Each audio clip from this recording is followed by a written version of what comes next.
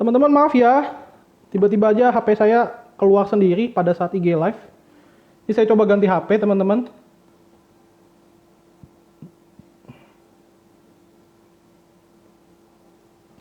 Saya coba ganti HP teman-teman sekarang.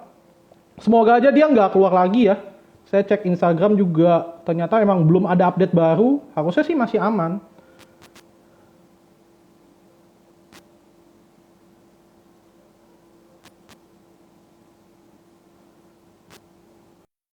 Jangan dong, kita kan mau belajar hari ini. Nah, aku coba invite lagi ya teman-teman. Semoga kali ini aman. Nggak disconnect lagi. Halo Om, ya. Sorry. Putus-putus lagi. Tiba-tiba aja Instagram saya keluar sendiri kayak kena false close gitu, nggak tahu kenapa. Jadi saya coba ganti HP, pakai HP kedua.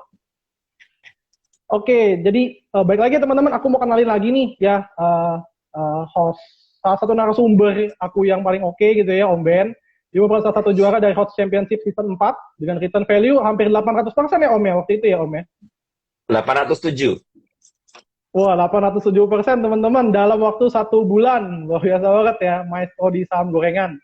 Jadi hari ini kita akan bahas tentang apa aja tentang saham gorengan teman-teman. Jadi teman-teman jangan lupa untuk siapin catatannya ya teman-teman. Karena kita akan belajar banyak banget hari ini. Siap sharing Om? Siap. Oke, aku mau tanya dulu ke Om Ben nih ya. Dari sekian banyak saham nih Om ya, kenapa sih Om Ben ya memilih saham gorengan sih Om sebagai spesialisasi Om Ben sendiri dibandingkan saham-saham lain yang lebih aman tentunya? Sebenarnya kalau diomong saya lebih spesialis ke saham gorengan ya enggak juga, sebenarnya enggak. Cuman memang mungkin kebetulan aja terakhir-terakhir ini emang saham gorengan ini begitu marak ya, begitu marak, begitu apa rame banget ya, terutama fenomena setelah adanya Mas Bekti seperti itu ya.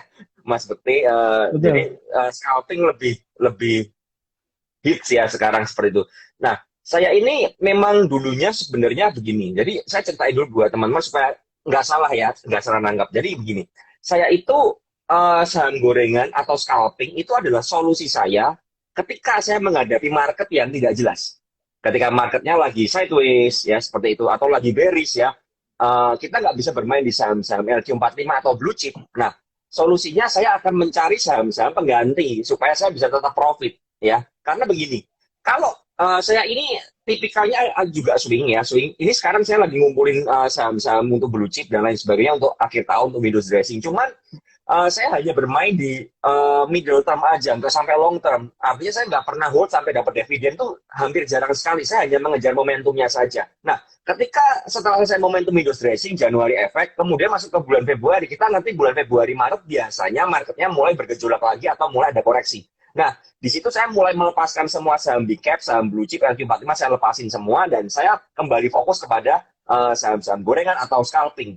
Seperti itu. Nah, kebetulan biasanya ketika marketnya turun ya seperti itu, yang bermain adalah saham-saham gorengan. Jadi saya memang berfokus ke sana seperti itu ya. Jadi dari mulai bulan Februari ya, Februari ke bulan Maret, April, Mei, Juni, Juli, Agustus, September itu saya biasa bermain di saham gorengan seperti itu. Tidak kemungkinan saya bermain di saham LQ45, cuman hanya mencari momentum aja ya, hanya mencari momentum aja, pendek-pendek aja. Tapi saya nggak pernah hold panjang karena saya mengerti marketnya bergejolak. Saya tidak terlalu suka untuk menyimpan apa ya, untuk simpan terlalu lama di saat market bergejolak. Nah, baru mulai September saya mulai mengumpulkan lagi ya, September kemarin atau September tahun lalu pun juga sama. Saya mulai mengumpulkan lagi untuk windows dressing seperti itu. Nah, kenapa saya bertindak seperti itu? Karena saya mengerti risk profile saya seperti apa ya. Kemudian saya mengerti juga saya tidak cukup sabar untuk ngehold. Karena apa? Karena saya orang yang tiap hari memantau market ya. Tiap hari mantau market. Saya bukan orang yang sibuk, orang yang nggak bisa mantau market, enggak. Tapi saya tiap hari mantau market. Ketika saya mantau market, otomatis ya saya mencari untuk scalping harian. Nah, akhirnya Hmm. ya itu saya menemukan saham-saham gorengan yang memang menarik, yang memang bagus untuk di apa ya, untuk dicari, ambil momentumnya aja untuk kita profit. Seperti setelah momentumnya habis, saya akan tinggalkan. Jadi itu ceritanya seperti itu. Oke Om, berarti kalau misalkan saya mau rangkum, berarti ketika bulan Februari sampai September, Om Ben sendiri tidak menyentuh ya, hampir tidak menyentuh saham-saham ini ya, LQ45 gitu ya Om ya? Lebih Ya cenderung betul, lebih ke gorengan gitu ya? ya betul. Oke, oke. Jadi itu catatannya teman-teman ya, boleh dicatat tuh. Jadi emang market ini memiliki siklus ya Om ya, berarti kalau bisa aku rangkum ya Om ya. Menjelang Iya, window betul. dressing sampai bulan Februari dia akan naik gila-gilaan biasanya. Kemudian ya setelah itu market ya kayak gini gitu ya Om ya. Ibaratnya Betul. lagi susah lah untuk swing segala macam. Oke Om, kita langsung ke pertanyaan selanjutnya nih ya. Kira-kira nih Om ya, skill set apa sih dan persiapan apa Om yang harus dimiliki oleh seorang trader gitu ya? Kalau misalnya teman-teman mau trading saham gorengan gitu sih. Kalau teman-teman mau trading saham gorengan, yang pertama teman harus punya waktu. Itu yang pertama. Jadi harus punya waktu untuk memantau market. Kalau teman-teman nggak bisa memantau market, jangan sekali-sekali bermain di saham gorengan. Itu pesan saya ya. Jangan sekali-sekali tinggal meeting, tinggal kerja gitu ya. Tinggal nyetir mobil dan lain sebagainya. Jangan. Karena saham gorengan ini volatil ya. Volatil. Saya menemukan banyak teman-teman yang kejebak ARB dan akhirnya rugi besar gara-gara yang kesalahan yang apa ya, konyol seperti itu. Dia nggak punya waktu. Ada juga saya pernah cerita, ada seorang teman uh, beli es puter sama anaknya, nganter ke depan rumah, dia balik lihat layar, air bisa ya udah. Nah ini syarat pertama harus punya waktu untuk mantau. Kalau nggak punya waktu bagaimana? Kalau memang mau sibuk, mau ada meeting, langsung close aja. Udah, itu paling Hmm. paling mudah. Lalu yang kedua harus punya kedisiplinan. Kalau teman-teman nggak disiplin, itu susah bermain di saham gorengan, karena saham gorengan ini volatil sekali. Dan saya ngomong kedisiplinan ini adalah trade what you see and not what you hope ya, seperti itu. Artinya teman-teman nggak boleh punya harapan. Misal kalian sudah ngerti, oh batas kalian sudah kena cut loss nih, ya udah misalnya Hmm. kalian batasin di harga 100, udah kena 100, harganya cut loss, harganya turun ke 98, seperti itu harus cut loss. Karena apa? Kalau teman-teman sayang-sayang ya, artinya, aduh siapa tahu nanti balik, siapa tahu nanti balik. Yang terjadi biasanya 90% adalah saham itu semakin turun. Ya, saya menemukan Hmm. banyak orang yang curhat ke saya, Om Ben, saya ini ada loss di saham A, saham B, saham C, semua gorengan. Tapi nyangkutnya di pucuk semua. Hmm. Contoh, yang terakhir di saham Pura. Ada yang nyangkut di saham Pura di harga 80 ke atas. Seperti itu. Nah, karena apa? Karena ketika harganya bergerak turun, mereka nggak disiplin. Ya, mereka nggak punya plan juga. Artinya cuma ikut-ikutan, lihat di running trade yang rame apa. Kan kebanyakan seperti ini. Kalau ditanya ya, kebiasaan scalper adalah kalau mau mendeteksi pakai apa? Running trade, ya kan? Lihat running trade. Hmm. Semuanya Hmm. pada ikut, wah lihat running trade nih. Ada yang rame, saham A rame, wah naik dikejar. Padahal nggak ngerti ini sahamnya udah bergerak berapa jauh nih. Nah, ketika masuk kemudian Iya. diguyur. Nah, setelah diguyur nggak punya kedisiplinan, nggak punya plan, akhirnya nyangkut. Jadi buat teman-teman yang Hmm. mau main di saham gorengan, yang pertama harus punya waktu, yang kedua harus disiplin, ya, yang ketiga harus punya plan. Kalau kalian nggak punya ketiganya, atau salah satu aja kalian nggak punya, kemungkinan kalian akan menderita loss. Ya, ini yang sering terjadi. Kemungkinan akan menderita loss. Dan teman-teman harus mengerti benar ini saham gorengan ini risk profile-nya adalah yang paling tinggi menurut saya. Jadi kalau Hmm. kita bisa pakai KS speedometer nih, ya KS speedometer yang paling sebelah kiri ini saham blue chip nih, ya, di mana Hmm. resikonya rendah, volatilitas rendah, ya, gain-nya juga terkadang rendah, ya kan? Rendah. Jarang sekali misal seperti BBCA ya, naik sampai AFB. 25%. Hampir nggak mungkin ya, jarang sekali. Itu Apalagi BBC memang, AFB Om, lebih jahat lagi. nah betul. Jadi lalu yang kedua, yang di tengah-tengah itu yang medium sama medium itu saham second liner. Ya, Hmm. misal Antam, ya kan, Tin, seperti itu saham second liner. Yang ketiga, saya bilang saham lapis ketiga atau saham gorengan. Yang ketiga ini paling volatil. Artinya apa? Kita bisa jackpot di sana, tapi mendadak kita bisa bangkrut di sana juga. Misal contoh seperti ini. Ada orang-orang yang mengejar sistem arah hunter ya, beli di atas seperti itu. Ya. Kemudian mendadak menjelang closing 5 menit itu bisa ARB. Itu yang nanti di saham gorengan. Nah, ini teman-teman harus paham dulu resikonya. Setelah teman-teman memahami seperti ini, silahkan kalau memang mau masuk di saham gorengan. Kalau nggak paham resikonya, saya rasa jangan. Seperti itu aja. Jadi itu yang perlu Apalagi disiapin sebenarnya. ya. Apalagi Kenapa? nggak disiplin ya.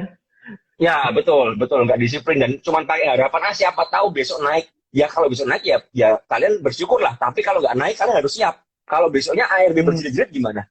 Contoh saham Suli itu. Hmm. Berapa banyak Ya. teman-teman yang di saham Suli itu? Ya kan, dibawa naik ke tinggi kan 70 ke atas, kemudian ARB sampai 50 dan sekarang tidur. Seperti itu. Ya, jadi Kalau teman-teman saya harus paham semua. Kenapa? saya lihatnya oil. Besok rame tuh oil tuh. Pasti juga banyak Iya. korban lagi nih besok nih.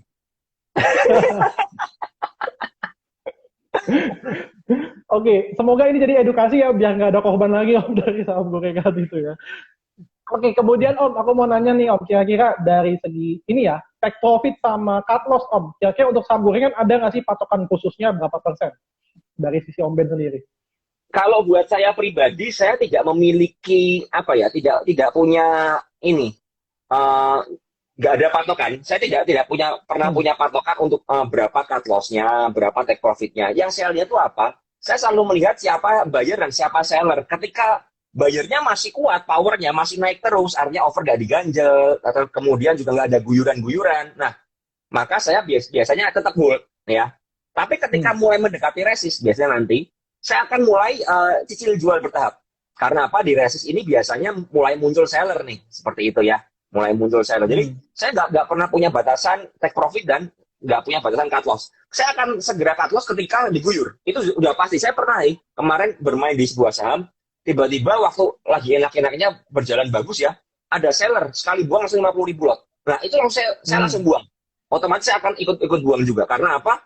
Buangnya 50.000 lot, nggak main-main, buangnya langsung apa ya, langsung maksimum sell sekali sell ya kan, kita kan ngerti di dalam transaksi ini sekali buang itu kan maksimal lotnya kan 50.000 tuh. Nah dia langsung sekali Ya. buang 50.000 lot, berarti ini memang benar-benar mau ngeguyur, dan guyurannya itu sampai 4 ke bawah ya, 4 lantai ke bawah, dan itu Hmm. membuat apa, nggak bagus lagi. Dan akhirnya saya melihat itu, ya udah saya ikut keluar juga daripada nyangkut ya, seperti itu ya. Jadi saya ikut keluar juga, apalagi saya biasanya di saham gorengan ini saya punya lot yang lumayan ya. Saya nggak bilang besar, tapi saya ya lumayan lah, karena saya memang berani bermain di saham gorengan. Ketika main di saham gorengan saya berani sih, seperti itu Oke teman-teman. Om. Aku boleh nanya nggak Om ya, dari cara Om Ben ngelihat guyuran tadi Om Ben biasa ngelihat mana Om? Apakah dari bid overnya atau minute chartnya atau dari langsung ke dan historinya Om Ben lihat? Saya di layar saya ini saya selalu punya dua, ada broksumnya. Sorry, punya tiga, ada broksum, bid over, dan transactionnya. Jadi di dalam satu Oh, layar. oke. Jadi saya langsung lihat siapa yang buang ya, ketika ada guyuran siapa yang buang, lalu bid overnya bagaimana, apakah cabut-cabutannya terlalu kencang ya. Saya nggak terlalu suka dengan Hmm. saham yang cabut-cabutnya kencang ya, kemudian bidnya hilang mendadak, kemudian diisi lagi, Ya. hilang lagi. Saya nggak terlalu suka dengan yang nggak stabil seperti itu. Kalau saya menemukan yang seperti itu, saya biasanya akan keluar dulu, mencari aman lah, cari aman dulu daripada repot seperti itu. Oke oke Om, mantap. Nangkep Om, nangkep.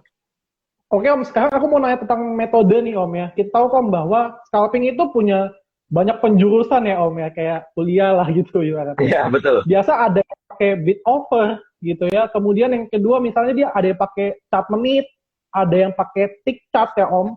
Kemudian yang keempat Betul. atau mungkin dia cuma pakai bandarmologi doang, atau mungkin dia cuma pakai indikator Om.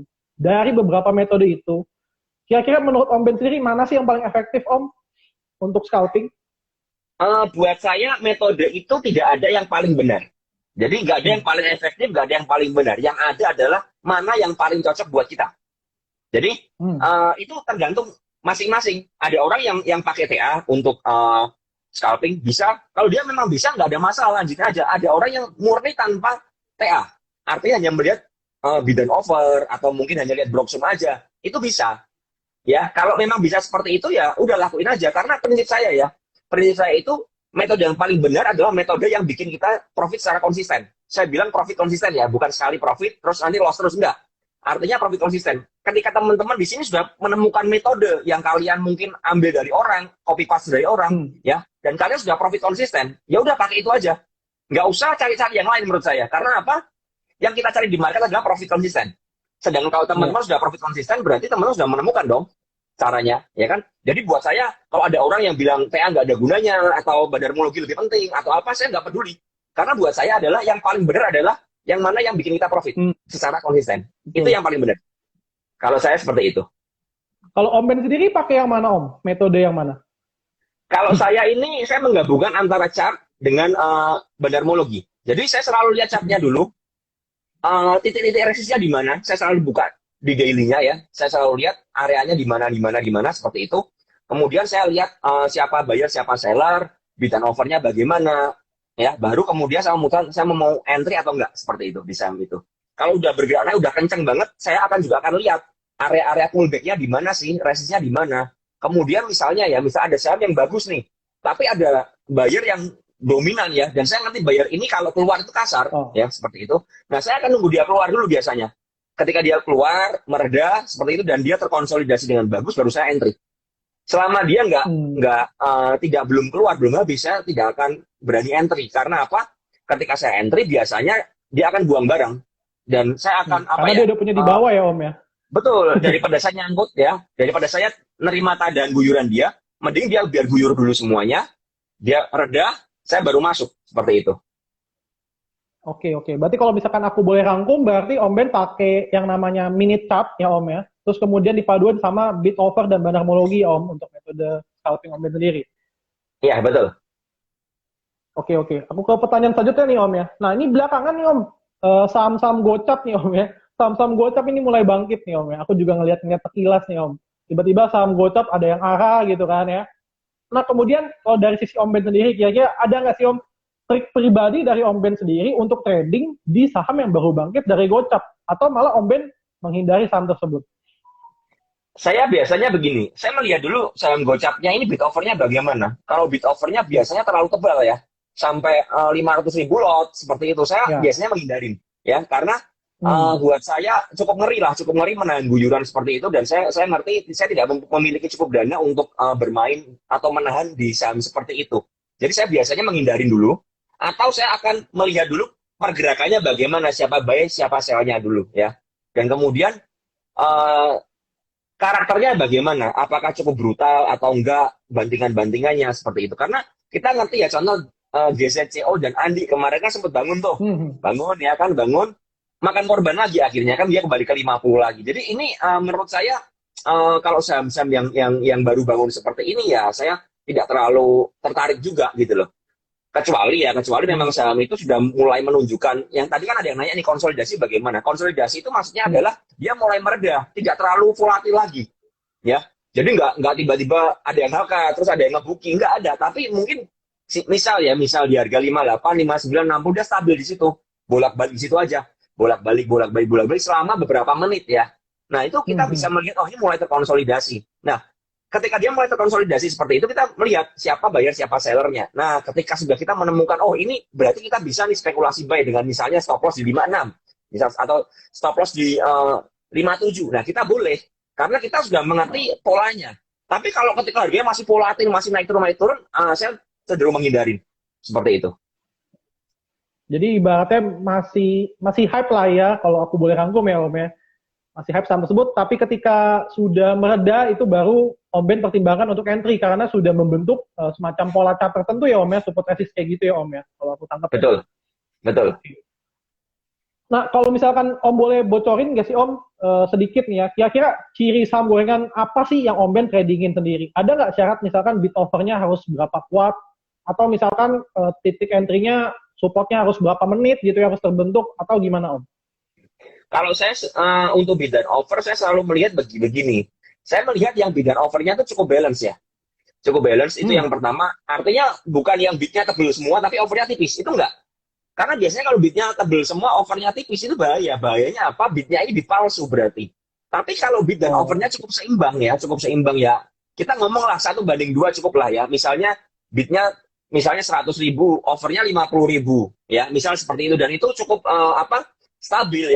Kemudian yang penting lagi adalah frekuensi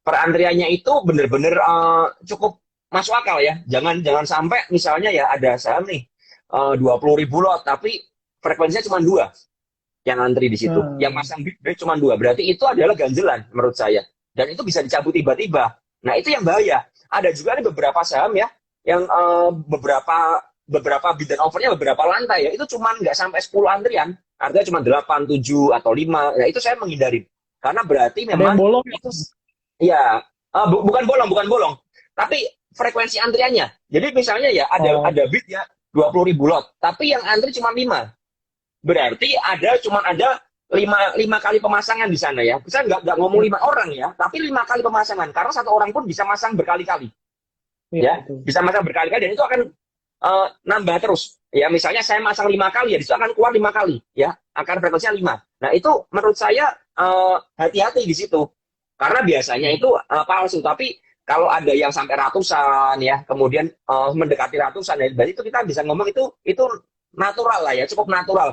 Ada ganjilan misalnya ada ya, pasti ada ganjilan. Saya percaya pasti ada ganjilan juga dari big player yang bermain di saham itu. Tapi at least ketika dicabut ada bitnya punya retail juga. Artinya apa? Nggak melulu langsung hilang ya, kayak saham ST, saham LMTI itu kan hilang beneran, kita nggak bisa buang sama sekali ya. Itu saya menghindari saham-saham seperti itu.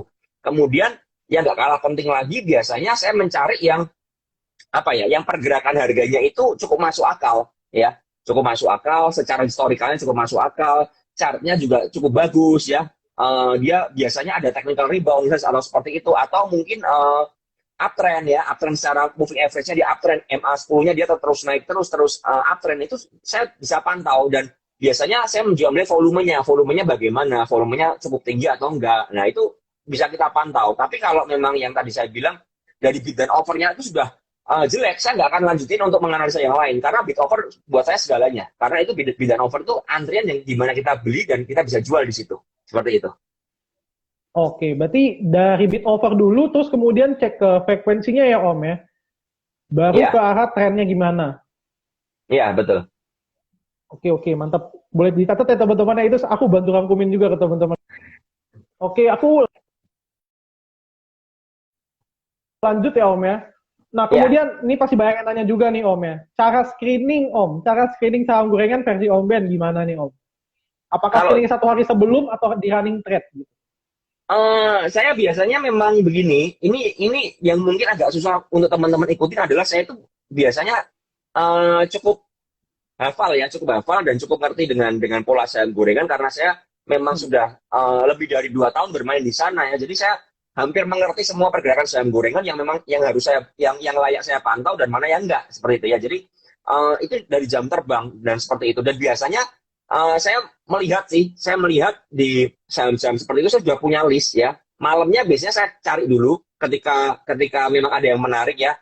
Paginya langsung saya eksekusi bisa. Terkadang ada beberapa saham ya, begitu jam 9 pagi saya langsung eksekusi. Karena saya mengerti, saya sudah analisa di malam harinya dan cukup oke, seperti itu ya. Ada beberapa saham seperti itu cara bermain saya. Tapi ada juga yang saya malam saya analisa, tapi saya wait and see dulu, lihat marketnya bagaimana, respon marketnya bagaimana, dan lain sebagainya. Kemudian yang ketiga ada juga yang saya di dalam live trade itu saya melihat kayak running trade ya, yang rame apa, yang menarik apa. Dan nggak menutup kemungkinan saya juga terkadang bermain kembali di saham yang misalnya udah naik ke 200, misalnya dari saham dari 170 naik ke 200, kemudian dia terkoreksi sampai 185, tapi kok saya melihat masih kuat, dan seperti itu saya nggak ada kemungkinan untuk saya buyback lagi, enter lagi di saham seperti itu, ketika dia memang masih dijagain. Seperti itu sih kalau dari saya. Om, ada yang minta listnya di-share Om. Waduh, Kan kagak bisa kalau ya. ini bukan nggak bisa. Cuman begini, yang mesti teman-teman ketahui, yang mau saya sampaikan malam hari ini, yang cukup penting adalah teman-teman ini harus mengerti bahwa saham gorengan ini musiman. Artinya apa? Artinya tidak semua saham yang memang misalnya contoh, beberapa bulan yang lalu saham seperti PKPK itu nggak bagus. Ya. Itu nggak bagus, dia di 60-70 itu ditahan, nggak boleh naik, tapi nggak diizinkan turun. Nah, saham seperti itu kita nggak bisa bermain di sana. Karena apa? Karena dia ditahan, naik nggak, turun nggak. Ya kan? Saham yang tidak bergerak nggak bisa kita scalping dong. Nah, ketika PKPK mulai breakout, yang mulai bagus, nah ini kita bisa pantau. Tapi nggak menutup kemungkinan tiba-tiba PKPK jadi jelek lagi. Contoh lagi, saham Yellow. Saham Yellow beberapa minggu lalu hits ya, naik sampai 520-an. Sekarang udah balik ke 300-an, ya kan? Udah di bawah 400, udah ARB berkali-kali. Nah, saham-saham seperti ini jangan jangan disimpan lama-lama. Kesalahan teman-teman di sini saya perhatikan adalah teman-teman ini sayang kepada sebuah saham, tapi di saham gorengan ya. Jadi bahaya, nge-swing tapi saham gorengan. Kalau memang masih ada momentumnya silahkan di-swing. Tapi ketika nggak ada momentumnya ya jangan. Karena apa? Karena kalau nggak ada momentumnya volume bakal hilang. Dan kita ngerti Yellow transaksinya sangat mini sekali. Dulu waktu dia bergerak dengan bagus ya, Yellow itu bid dan offernya sampai 10.000 ke atas. Minimal 10.000. Tapi sekarang cuma ada 1.000. Ya kan? Kadang-kadang 500. Artinya apa? Habis. Nah, kalau teman-teman saya punya barang banyak, nggak bisa keluar. Jadi teman-teman harus mengerti. Dan jangan lupa ya, Kalau memang ini IHSG-nya sudah mulai dalam track bullish yang benar-benar ke arah Windows dressing-nya serius ya, saya bilang saham-saham gorengan bisa jadi hilang. Jadi volumenya bakal hilang karena apa? Big money itu akan pindah ke saham-saham big caps. Kenapa saham gorengan rame ketika IHSG merah? Sesimpel aja karena big money itu butuh mainan, ya kan mereka butuh profit kan. Nah mereka cara profit bagaimana? Ya masuk di saham-saham gorengan. Ketika saham-saham gorengan itu sudah mulai tinggi atau udah naik terus, kemudian big caps-nya udah bagus nih. Contoh seperti BBRI nih akumnya bagus banget nih, BBRI BCA selama 1 bulan ini kan, akum aslinya bagus banget. Nah, teman-teman jangan sampai nggak punya saham-saham seperti itu gara-gara apa? Asik main di saham gorengan. Ini bahaya sekali karena apa? Saya sampai buat di story kemarin, jangan sampai ketika BBRI udah 4.500, teman-teman masih nyangkut di saham gorengan. Karena apa? Teman-teman nggak ngerti bahwa saham gorengan ada siklusnya, ada musimnya. Ketika musimnya selesai, itu benar-benar mati. Dan ketika selesai benar-benar dia bisa balik ke habitatnya loh. Contoh misalnya, saham ini biasanya di harga 50. Kemudian dia gerak ke harga 150 misalnya seperti itu. Kalau dia mati, dia bisa balik ke 50. Ya, ini yang harus dimengerti. Jadi kayak CBNF contoh nih, lagi dimainin terus kan ini kan di 100-an deh. Ya kan? Lagi dipom-pom, dimainin terus dan lain sebagainya. Nah, nanti suatu ketika CBNF bisa balik ke 50 lagi. Kalau memang sudah selesai, ya, nggak ada volumenya, nggak ada yang mainin. Yang tersisa hanya retail-retail yang nyangkut gitu loh. Dan ingat retail nggak bisa naikin harga. Ya, big player pun yang retail juga nggak mau naikin harga ketika apa? Ketika nggak ada momentumnya. Seperti itu. Jadi teman-teman bahaya kalau teman-teman terlalu sayang dan kemudian akhirnya nyangkut. Ya, kalau udah nyangkut nanti pasti akan curhat ke saya juga banyak. Ada nih beberapa orang, Ben naikin saham A dong. Aku bilang, emang duit bapak lu, aku bilang kayak gitu. Lu naikin. Duitnya siapa naikin? Karena apa? Misalnya saya punya duit untuk menaikkan sekalipun ya, kalau saham ini nggak ada momentumnya, saya nggak akan bisa naikin gitu loh. Nggak bisa, saya akan nyangkut di sana juga bareng-bareng teman-teman gitu loh. Artinya apa? Ketika nggak ada momentumnya, jangan disimpan lama-lama. Dan ini bahayanya adalah ketika ini mulai Windows dressing ini, ya teman-teman, ini kan yang saya khawatirkan adalah, yang saya udah tekankan dari awal ya, dari kemarin-kemarin adalah teman-teman masih nyimpan saham gorengan yang sudah expired, saya bilang. Sedangkan BBRI udah lari kemana-mana, BSKT, ADI, dan kawan-kawan. Ya kan, saham ini sudah jalan semua. Teman-teman masih sibuk di saham-saham yang gocap-gocap itu. Akhirnya apa? Teman-teman kehilangan peluang profit di saham-saham yang sebenarnya bisa menjadi pengganti saham-saham gorengan ketika nanti Windows dressing berjalan. Ini yang penting buat teman-teman ketahui. Seperti itu. Iya. Nah, itu mantap banget ya teman-teman, reminder dari Om Ben. Jangan terlalu fokus di saham gorengan, karena saham gorengan memiliki siklus ya Om ya, berarti. Sekarang apalagi sudah menjelang window dressing ya Om, sehingga memang sektor hal itu sudah money flow-nya udah berubah ya Om ya, akumulasinya sudah kelihatan juga di beberapa sektor ya Om. Iya betul. Ini yang perlu diperhatikan. Jadi jangan terlalu asik di saham gorengan menurut saya ya, karena ya jangan sampai ketika BBRI digoreng kalian nggak masuk di sana gitu aja menurut saya. malah masih asik pamer di saham gocap. Nah, repot dong. Masalahnya kalau profit ya apa-apa, kalau nyangkut kan repot, kan gitu kan. Kalau nggak bisa keluar kan repot ya. Itu yang paling bahaya, seperti itu. Oke Om. Aku lanjut nih. Kita sekarang ke arah psikologis ya Om ya, psikologis trading nih. Kita kan tahu ya Om ya, bahwa scalping itu nggak selalu untung ya Om, pasti ada rugi. Bahkan pasti ada nih Om ya, hari-hari bahwa kita di scalping itu rugi parah nih Om. Nah Om Ben ini pernah nggak sih kayak gitu kejadian rugi parah? Terus gimana Om cara Om Ben sendiri untuk menetralisir hal tersebut, kerugian tersebut? Kira-kira Om Ben ngapain nih ketika hal itu terjadi? Kalau ngomong rugi parah ya saya pernah, bahkan bulan kemarin aja saya ada rugi hampir 300 juta. Seperti itu. Itu 270 juta sehari itu saya loss itu. Mantap. Mantap mobil Om ya. Ya makanya itu bagian dari risiko, dan saya mengerti ketika saya bermain di saham gorengan ini adalah risikonya ya. Ini adalah sebuah risiko bahwa memang high volatility ya, high risk high return seperti itu. Artinya ketika risikonya besar, returnnya besar, saya harus siap. Siapnya apa ya? Kalau cut loss seperti itu apa ya? Ketika saya sudah loss seperti itu, saya sudah harus siap, dan saya tetap harus disiplin dengan apa yang saya omongkan dan saya ajarin ke teman-teman, yaitu untuk cut loss. Dan saya cut loss beneran itu. Ya, akhirnya saya cut loss beneran. Karena apa ya? Karena menurut saya kalau memang tidak sesuai dengan plan saya dan membahayakan aset saya, guyurannya kencang ya, ada big player yang jualan secara terus menerus ya seperti itu akan buat saya bahaya banget. Dan mending saya cut loss dan saya punya dana untuk apa? Untuk scalping di saham lain yang menurut saya lebih chance winningnya lebih tinggi. Dan terbukti setelah saya cut loss 270 juta, selang beberapa hari saya bisa balik. Ya, saya bisa balik dari recover itu karena saya ngerti memang ini bagian dari risikonya. Artinya apa? Psikologi saya nggak sampai hancur. Kenapa psikologi kita sampai hancur? Karena kita nggak siap dengan resikonya. Kalau kita siap dengan resikonya, kita nggak mungkin rusak psikologisnya. Bener nggak sih? Ya kan? Kalau kita mengerti ya, kita mengerti kita misalnya bermain di saham A, kita siap loss-nya ya, seperti itu. Kita misalnya, oh, saya siap loss nih di saham yang volatil seperti ini, saya siap loss. Ya ketika loss ya sudah. Karena memang itu bagian dari risikonya. Ketika profit ya kita menikmati profitnya. Tapi ketika loss kita harus sudah siap. Nah, psikologis yang rusak itu karena teman-teman udah nggak siap. Yang pertama. Yang kedua, itu masih ngeyel. Udah ngerti salah, tapi ditahan. Ini bahaya banget kan?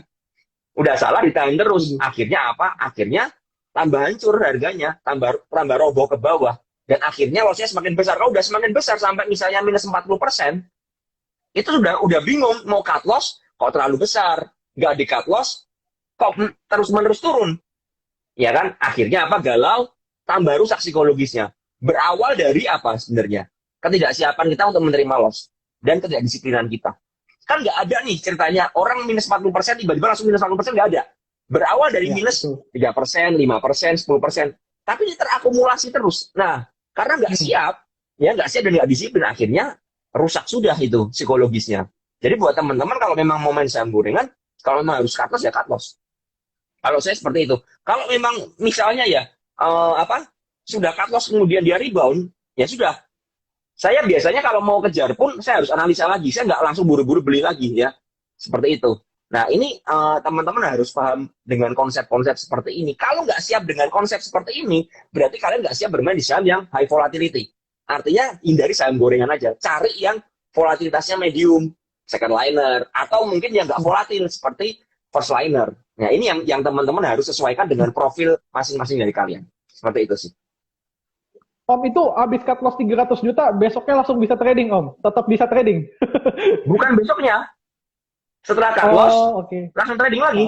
Sampai saya kan ada 300 jutanya ya. Masih bisa diterima lah. Iya. Sebenarnya bukan bisa sebenarnya 300 juta itu adalah hampir lebih berapa persen ya itu dari modal saya yang saya pakai ya. 15% dari modal saya itu. Sekitar 15%. Teman saya waktu itu kan ngerti saya cerita, aku habis cut loss-ian, dia bilang, kamu masih bisa trading tuh? Bisa, saya bilang gitu. Walaupun di hati agak kesel nih, agak dongkol nih, kok goblok banget, aku kok bisa loss segede ini. Tapi ya, saya mulai pelan-pelan mengembalikan dengan dengan mulai trading dengan lot yang saya kurangin sedikit ya. Saya kecilin sedikit seperti itu, supaya nggak agresif ya. Saya coba ngerem diri seperti itu, supaya nggak balas dendam. Karena buat saya balas dendam nggak ada gunanya. Nah, setelah saya loss 270 juta itu, yang terjadi adalah besoknya saya bisa profit, ya saya profit sekitar 40 juta besoknya. Besoknya lagi, saya loss lagi. Saya loss 50 juta.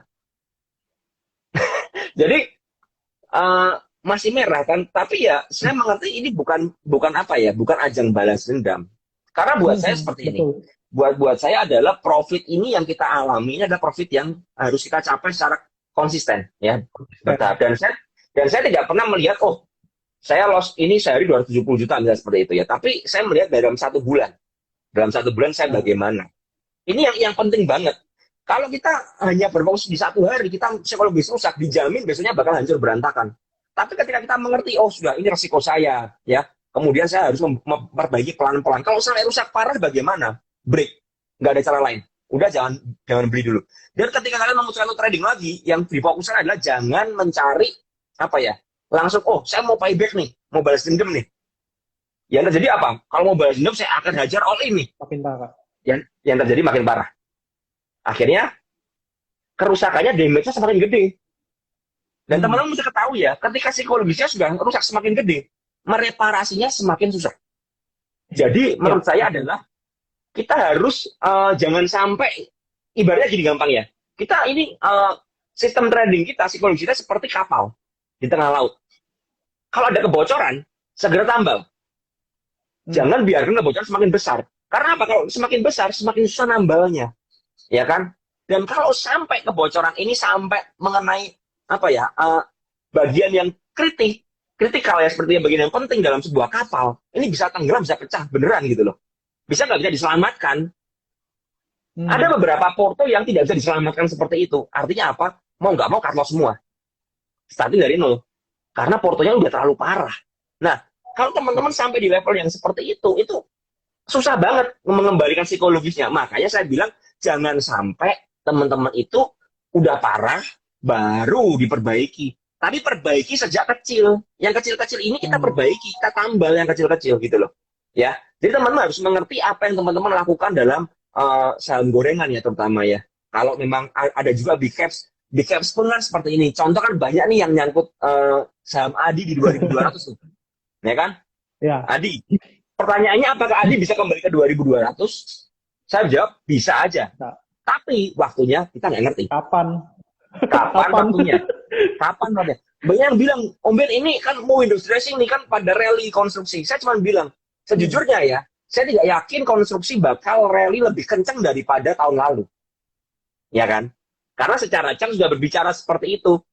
Tapi nggak ada kemungkinan bisa sampai ke tahun lalu. Tapi saya cukup realistis dengan apa yang ada. Saya tidak mau trading dengan harapan. Tapi saya melihat chartnya seperti ini, ya saya akan menganalisa seperti yang saya lihat.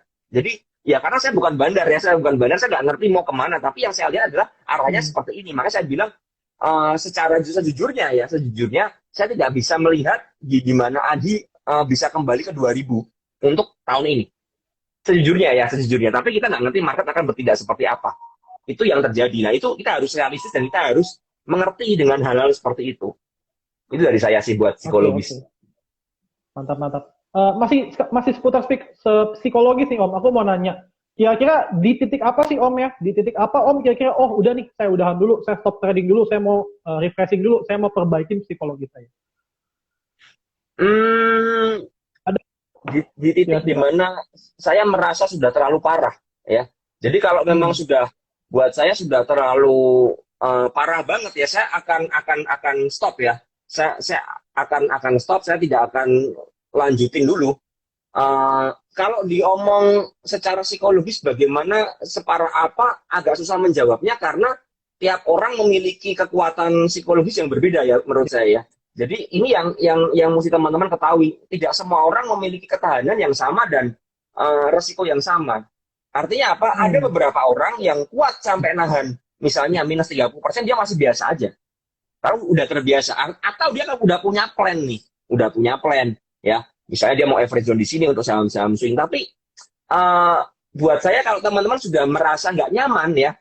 Jadi kalau ada teman-teman yang merasa udah nggak nyaman dengan trading kalian, sudah merasa kok deg-degan, kok gemeter, ya saya cuman mau bilang aja berarti teman-teman harus sudah waspada ya, karena buat saya trading itu adalah apa ya, bagaimana kita harus fun ya, dan tadi saya selalu bilang bahwa trading itu should be fun ya. Jadi kalau teman-teman sudah merasa tidak nyaman dalam sebuah trading, udah terlalu gemetar dan lain sebagainya, saya rasa teman-teman harus berhenti seperti itu. Oh ya, saya akan coba ini tunjukin buat teman-teman. Boleh Om. Boleh. Kelihatan ya? Waduh, mantap tuh. Dikasih lihat teman-teman ya. 270 juta asli. Untung bukan asli, murah ya Om ya. Dan itu atasnya masih ada minus 40 juta loh, jangan lupa loh. Iya. Yang tadi Om bilang ya Om. Ini yang bahaya. Cuman saya mau kasih lihat sedikit atasnya lagi, dikit aja ya, jangan banyak-banyak. Boleh. Nanti dikira pamer. Wih, mantap. Balik modal dalam 3 hari ke depan berarti Om ya? Minggu depannya. Iya. Ini kalau ditarik ke atas lebih gede-gede lagi. Mantap. Udah jangan lama-lama lihatnya, jangan lama-lama. Nanti saya dipikir pamer. Nggak bagus. Udah ya. Dan ini ada kemarin ada netizen Om. Tunjukkan. Ada netizen. Misalnya nih Om, di di satu hari scalping gitu, tiba-tiba kena guyur Om. Tiba-tiba dia kena guyur, terus dia nggak bisa exit, sahamnya ditutup ARB. Kira-kira Oke. hari kedua meternya gimana Om? Apakah langsung buang di sesi satu atau enggak? Atau tunggu dulu di Kalau sesi saya dua lagi? kalau saya kena saham ARB, saya langsung akan jemur di ARB. Terlepas nanti Besoknya dia ya Om manjur atau berarti? enggak, ya, ya. Karena apa? Karena buat saya tidak suka trading dalam ketidakpastian. Ya, saya sangat Hmm. tidak suka trading yang nggak pasti seperti itu. Saya sangat tidak suka. Saya lebih suka trading saya bisa mengontrol resikonya, ya kan, mengontrol stop lossnya. Kalau saham ARB nggak bisa kita kontrol loh. Ini bahaya banget. Jadi mending saya cut loss. Kalau memang laku ya sudah, kalau nggak laku ya besok antri lagi. Itu yang terjadi. Teman-teman saya itu ngomong-ngomong soal itu saya tuh pernah nyangkut loh. Saya akan carikan ya ini. Saya nyangkut di Ya, sebuah saham di scalping, mana saya scalping itu pasti pernah nyangkut kayaknya ya, Om ya. Saya juga pernah soalnya. kenapa? Scalping itu pasti pasti ada orang yang pernah nyangkut ya Om. Setuju nggak sih Om? Ada dong. Kalau saya Iya. ini nyangkut gara-gara kebodohan saya. Saya akan tunjuk ini. Tunjukin lagi ya, tunjukin lagi. Hmm. Saya suka tunjukin loss aja deh, jangan profit. Jadi teman-teman tenang nih, belajar-belajar begini. Tuh, Waduh, minus minus lima berapa puluh nih? satu persen ya. 170 juta. Nah, ini adalah contoh kesalahan saya. Kesalahan saya karena saya terlalu agresif dan mengejar di saham yang bergerak naik arah ya seperti itu ya. Jadi saya ceritanya nih saham ini saya dapat ya, saya beli arah hunter, saya cukup agresif, pre-closing diguyur. Hmm. Besoknya keluar berita ada salah input dari bursa itu saham prim itu. Saya nggak bisa keluar sampai berapa kali tuh? Hitung aja. 7% kali berapa itu? Kali 7 kali berarti itu. Saya nggak bisa keluar 7 hari itu. Hmm. Udah pasang aja. Dan saya masuk 500 juta. Jadi itu loss-nya segitu. Berhitung aja 35 juta, 35 juta sampai ya 7 kali. Ya, itu Akhirnya resiko sampai dan dikasih exit ya Om ya. ya saya dikasih exit saya bagaimana? Saya langsung exit udah. Karena buat saya ini sudah tidak sesuai dengan analisa saya, nggak sesuai dengan risk profile saya, tidak sesuai dengan apa ya resiko yang dia saya tanggung. Makanya Nah, akhirnya saya mending keluar. Solusinya bagaimana? Saya mencari saham-saham lain untuk bisa mengembalikan profit saya. Selama saham yang lain ini bisa dianalisa. Saya selalu tidak suka dengan saham-saham yang bergerak seperti itu. Jadi misalnya kayak ya. contoh saham, ada saham Maya. Saham Maya ini kan guyurannya juga ngeri juga tuh dari setp itu. Dari Tuh. 2000, ya kan saya sempat terguyur saham Maya juga waktu itu. Dari 2.300 itu saya cut loss di 2.100 ya. Dan akhirnya sahamnya sekarang di 800 kalau nggak salah ya. Nah, saham-saham seperti ini ketika memang guyurannya sadis ya sudah, jangan dipertahankan gitu loh. Kalau dipertahankan yang terjadi apa? Damage-nya gede banget buat psikologis kita. Yang tadi saya bilang, kapalnya bolong, bocor, dan akhirnya yang terjadi adalah tenggelam. Ya kan? Ya. Makanya jangan sampai seperti itu. Saya kasus soal prim ini sebenarnya saya juga cukup shock buat saya karena itu saya agresif ya. Saya waktu itu kan Hmm. hari Jumat tuh kenanya tuh. Saya Sabtu Minggu saya tidak buka grup PPC sama sekali. Saya izin sama PPC sama member-member saya off ya, saya mau liburan dulu saya bilang gitu. Saya nggak pernah cerita bahwa saya kena psikologi saham itu karena ketika saya belum di cover saya nggak mau cerita buat member saya, buat teman-teman di sini. Karena apa? Nggak ada pelajaran yang bisa kalian tangkap. Ketika saya Ya. sudah recover ya, saya sudah menjalani dan saya berhasil melewatinya, baru saya cerita. Karena apa? Karena ada bagian-bagian yang bisa saya ajarkan buat teman-teman di sini. Itu yang penting. Makanya saya waktu itu, saya 2 hari itu benar-benar saya cuma nonton Netflix ya. Saya weekend itu saya nonton Netflix, sudah saya nonton semua film yang ada di situ, saya benar-benar refresh, saya nggak buka grup sama sekali. Baru minggu malam baru saya mulai buka.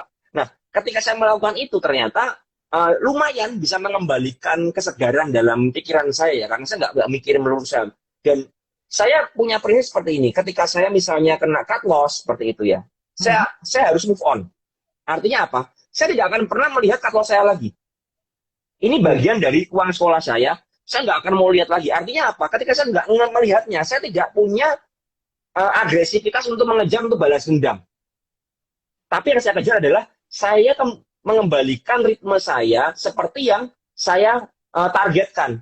Misal contoh, saya sehari punya target 10 juta misalnya seperti itu. Ya, udah loss 50 juta. Misal ya, seperti itu ya. Saya nggak akan langsung kejar 50 juta, enggak. Tapi yang saya kejar adalah 10 jutanya.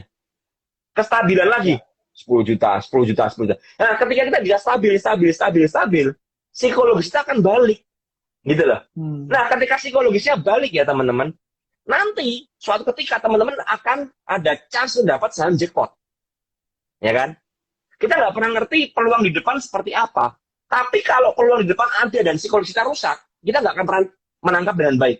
Yang terjadi apa? Ya. Kita beli saham itu misalnya, wah kita dapat nih di harga bawah, kita beli. Harganya bergerak naik, kita langsung jual. Karena apa? Kita trauma. Trauma nih. Karena apa? Oh yang lalu aku loss 50 juta nih, ini udah profit 10 juta. Bungkus lah. Padahal saham itu masih potensinya masih gede banget. Karena apa? Bayarnya masih beli terus misalnya seperti itu. Ya kan? Nah, kecepatan jual. Makanya ada teman-teman yang di sini, kok saya kecepatan jual terus ya? Karena kalian mungkin memiliki trauma akan loss-loss yang lalu. Nah, ini harus diselesaikan dulu. Kalau psikologi kita nggak bener, kita nggak akan pernah dapat saham jackpot. Yang ada adalah 1%, 2% kita jual. Setelah kita jual, dia lari ke 25%. Seperti itu. Ya kan? Semakin rusak psikologis kita. Kita nahan, sahamnya turun. Kita jual, sahamnya naik. Karena apa? Kita memiliki traumatis. Trauma ini membuat kita nggak bisa menganalisa dengan objektif loh. Nggak bisa menganalisa nih. Karena buat saya selalu bilang makanya metode ini yang paling belakang psikologis nomor 1. Metodenya ini udah bener nih, metodenya udah nyontoh siapalah trader paling hebat sedunia bisa seperti itu. Kalian copy paste. Tapi psikologis kalian ecek-ecek ya kasarnya seperti itu ya. Psikologisnya masih kembre. Nggak akan pernah bisa. Metodenya udah bener. Tapi selama perjalanan trading, kalian pasti akan menginterupsi trading plan yang kalian buat. Dengan cara udahlah TP aja. Padahal kalian udah ngerti nih. Targetnya, misal target saham A ini, saya melihat targetnya masih tinggi. Upside-nya 50%, misalnya seperti itu. Karena kita trauma, mungkin 5% kita udah keluar. Ya kan?